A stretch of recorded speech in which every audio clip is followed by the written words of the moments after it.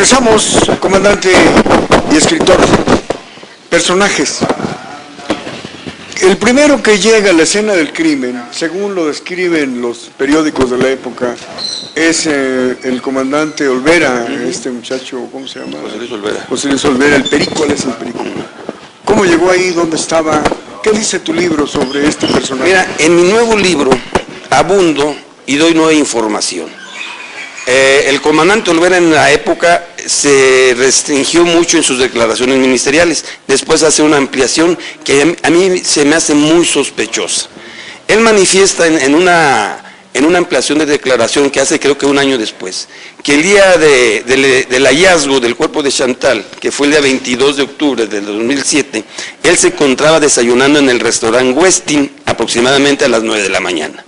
También manifiesta de forma espontánea y voluntaria, que se encontraba en compañía del entonces presidente municipal, Jorge Lozano Armengol, se encontraba con mandos policíacos municipales y de la Federal de Caminos, compañeros de él, y otro personaje que menciona como el vocero de la Arquidiócesis de San Luis.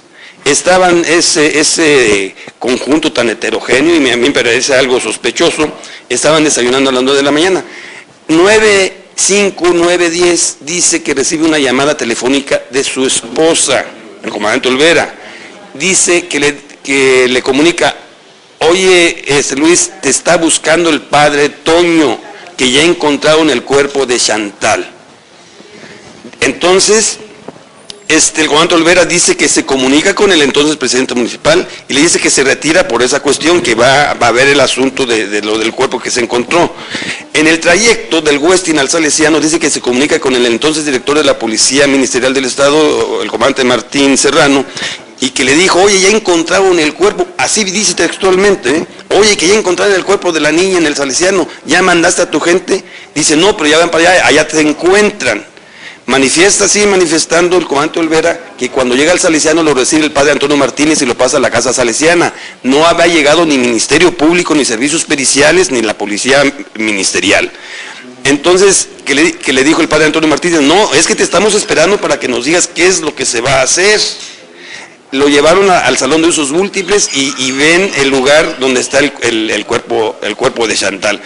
Momentos después, no sé qué tanto tiempo transcurrirá, es cuando llega ya Rico Ugarte, que es el comandante de homicidios, y llega a servicios periciales. Pero acuérdense que hay fotografías donde también llegó el comandante Ramiro Moctezuma y sustrayendo evidencia de la escena del crimen, sustrayendo evidencia. Ahora, yo desde un principio en mi libro, primero menciono que el salón de usos múltiples no es la escena primaria del asesinato. Yo digo que es una escena secundaria y que la escena primaria fue en el interior del departamento del padre José Carlos, como ya queda establecido en el expediente. Julio, también en tu libro, tu nuevo libro, comentas que un sacerdote amplía también su declaración de cuál era el ambiente que encontró en el Salesiano. Sí, yo me acuerdo, era el único sacerdote de la planta de Salesianos que se encontraba ausente el día del asesinato de Chantal, es el padre Luis Miguel. Él se encontraba, creo, de vacaciones en Matamoros. Él en su declaración ministerial, la cual plasmo en mi libro, él de forma espontánea y voluntaria dice que cuando él llega al Salesiano de San Luis Potosí, encuentra un estado de disciplina demasiado laxo. Él habla de mucha rebeldía, él habla de mucho alcoholismo, él habla de drogadicción, habla de pandillerismo y habla de cocaína dentro del Salesiano. Son palabras de él, no son palabras mías. Y además abunda que él se da cuenta de relaciones amorosas entre maestros y alumnas menores de edad. Y eso él lo declara, y yo tengo la copia de su declaración. No son palabras mías, ni estoy mintiendo. Bien. Entonces, posteriormente,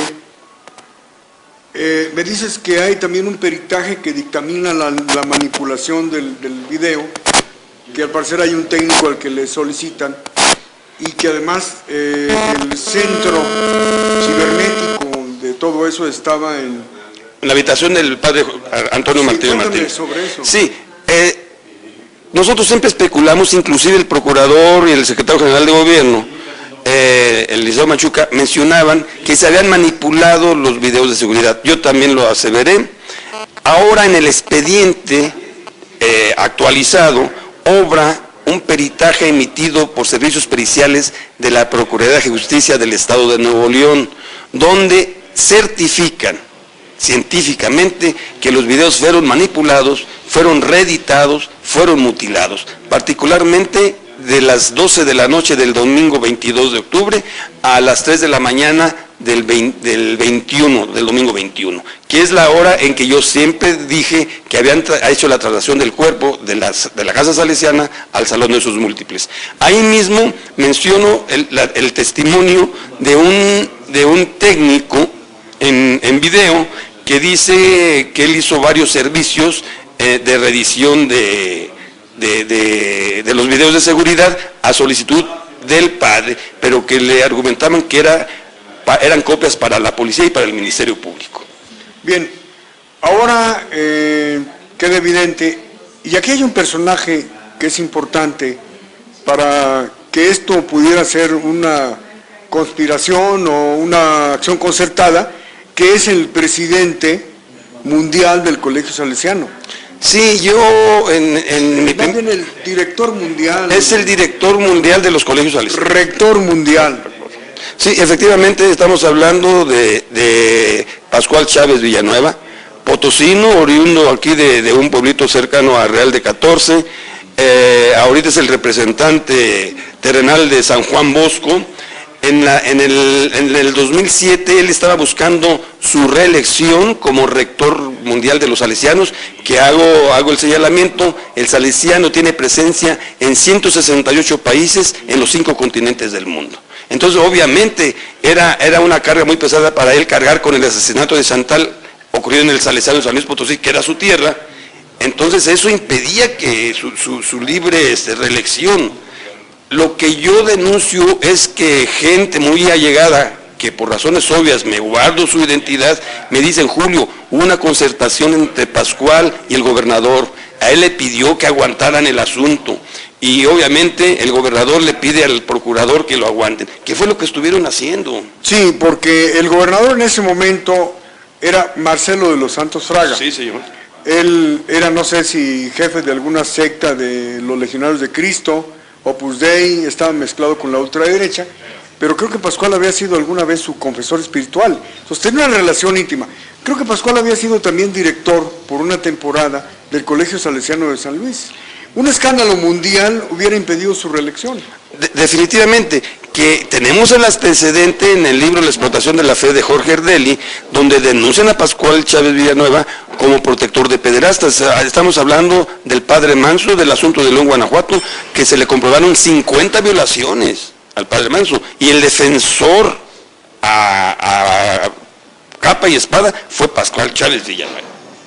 Ahora bien, yo quisiera comentar algo, porque gran parte de la investigación actualmente de los hechos criminales que suelen investigarse se centran mucho en el perfil psicológico de las personas. Sí, sí. Yo quiero imaginar una joven bella, de una buena familia, y pues, realmente qué perfil tienen los sacerdotes, en este caso de José Carlos, de qué origen provienen, de qué nivel y sobre qué etapas de conocimiento pasan para llegar. ¿Qué necesita una persona para cometer un homicidio tan aberrante como este?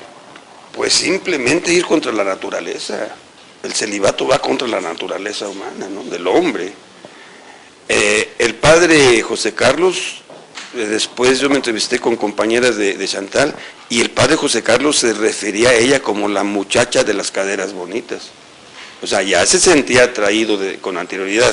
Lo que sí yo creo en mi investigación, yo concluyo que el homicidio fue impremeditado, ¿verdad? O sea, se da unas circunstancias, él está enclaustrado en la casa salesiana, se asoma, ve a Chantal sola esperando y la llama, ¿verdad?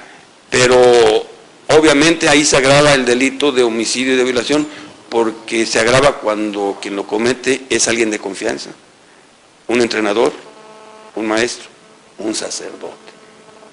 Ahí está la sevicia, ahí está la alevosía.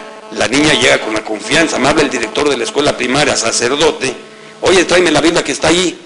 Pues ella con toda la confianza entra, y ahí es el ataque. ¿sí?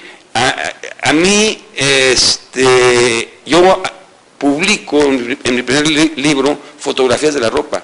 Chantal se orina. Claro, ante el terror y la cercanía de la muerte. ¿Sí? Sintió miedo, lo rechazó, y eso puede provocar el sentirse repudiado, pudo haber provocado ese tipo de reacción. Hay huellas de lucha, de forcejeo, de violencia por parte de ella. Pero hay que distinguir también, Chantal medía unos 50 de estatura, unos 40 y tantos kilos de peso, mientras que José Carlos Contreras mide unos 83 y es fisiculturista de toda la vida. Y es un hombre entero a sus 64 años. Julio, y perdón que interrumpa, ¿crees que este caso es único de violación, de pederastia, de abuso sexual de los sacerdotes en los colegios? ¿O crees que muchos de la clase política, mucha gente prominente hoy ha sido víctima de estos abusos sexuales y prefieren callar, ocultar las cosas? Yo creo que son muy comunes, se ocultan. Con respecto al sector religioso, no voy a contestar yo. En una entrevista que le hicieron al padre Darío Pedrosa, él dice, vamos a suponer que fue el padre, pero ni que fuera el primer padre que haya asesinado y violado. Fue su contestación y yo tengo los periódicos. Sí, los sacerdotes viven una vida de recogimiento, dicen ellos, pero también es cierto que se podría decir desde otro punto de vista que viven una vida de frustración, de complejos, ¿no? de aislamiento forzado por el mismo sistema.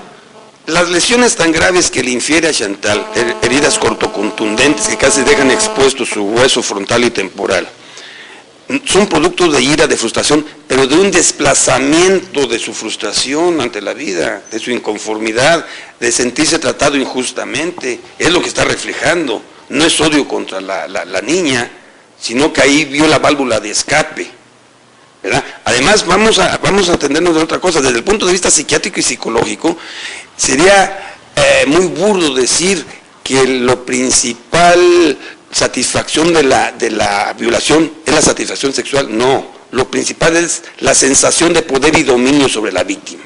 Eso es lo más importante, la satisfacción sexual es secundaria, ¿sí? Entonces, la sensación de poder de vida y muerte sobre la víctima.